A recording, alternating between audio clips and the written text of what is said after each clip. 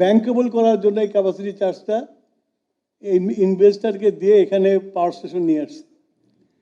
আমি ডে ওয়ানে capacity charge নিয়ে বসেছিলাম এবং যে এগ্রিমেন্টগুলো আমাদের ওই সরকার মানে চুরি করার জন্য যেটা করেছিল, এগ্রিমেন্টে এত ইনভেস্টারের পক্ষে করেছে, সরকারের পক্ষে কিছু নাই।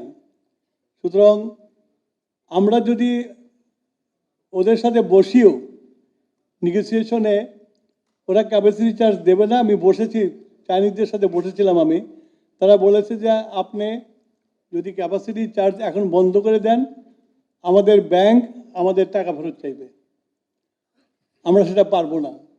আর যদি আপনার ক্যাপাসিটিটা বন্ধ করে দেন, তাহলে আমরা পাওয়ার স্টেশন চালাতে পারবো না।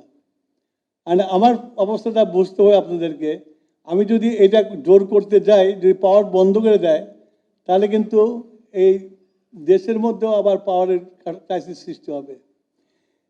আমাদের দেশের আপনাদেরকে সবচেয়ে হলো যে এই জিনিসটা করার জন্য আমার দেশে যে পাওয়ার স্টেশনগুলো ছিল, সেই পাওয়ার স্টেশনগুলোর কোনো মেরামতও করে নেই, মেনটেন্সও করে নেই, তাদেরকে বসায় রেখেছেন এবং সব পাওয়ার ক্রয় করা হয়েছে প্রাইভেট পাওয়ার থেকে, যার জন্য 56,000 কোটি টাকা বকেয়া রয়ে গেছে। আমরা এই ব্যাপারে আমাদের ল মিনিস্ট্রির কাছে আমরা ওপিনিয়নের জন্য পাঠিয়েছি। ল মিনিস্টারের কাছ থেকে যে ফেভারেবল ওপিনিয়ন আসলে আমরা আইনগত ব্যবস্থা গ্রহণ করে এই ক্যাপাসিটি চার্জটাকে অ্যাড্রেস করব। কিন্তু আপনাদের বুঝতে হবে যে ওই সরকারটা এই জিনিসগুলো করেছিলই এগুলো করার জন্য। আমরা জাস্ট তাদের ব্যাগেজটা ক্যারি করতেছি। আমি দুইটা এক্সাম্পল দিয়ে আমার বক্তব্য শেষ করব। একটা হলো পল্লী বিদ্যুৎ উন্নয়ন বোর্ডের 5 লক্ষ ডিজিটাল মিটারের অর্ডার দিয়েছে, 2.5 লক্ষ মিটার এনেছে। এনে আপনার এই 3 বছরে আপনার মাত্র 65টা মিটার সিনক্রোনাইজ করতে পেরেছে, আর সব পল্লী বিদ্যুৎ উন্নয়ন বোর্ডের গোডাউনে পড়ে আছে। এর মধ্যে আরও যে 2.5 লক্ষ মিটার আমরা এসে যখন দেখলাম, দেখে আমরা যখন ডিসকোপ করলাম, শুনলাম যে পল্লী বিদ্যুৎ উন্নয়ন বোর্ড থেকে অলরেডি জাহাজীকরণের অর্ডার দিয়ে দিয়েছে। এখন এমন হয়েছে যে আমরা যদি এটাকে ক্যান্সেল করি, সে কোর্টে গেলে জিতে যাবে, কেননা পল্লী উন্নয়ন বোর্ড তাকে জাহাজীকরণ করতে বলছে, ডিসকোপ করতে পারছি না আমি। তো এই পদ্ধতিতে আমাদের দেশ থেকে টাকা বের করে নিয়ে চলে গেছে। 2 নম্বর একটা এক্সাম্পল দিই, ডিপিডিসি, আমাদের ডিপিডিসি যেটাকে আগে দেশা ছিল, সেই ডিপিডিসি 2040 সাল পর্যন্ত উন্নয়ন করার জন্য আন্ডারগ্রাউন্ড কেবলের ব্যবস্থা করেছে।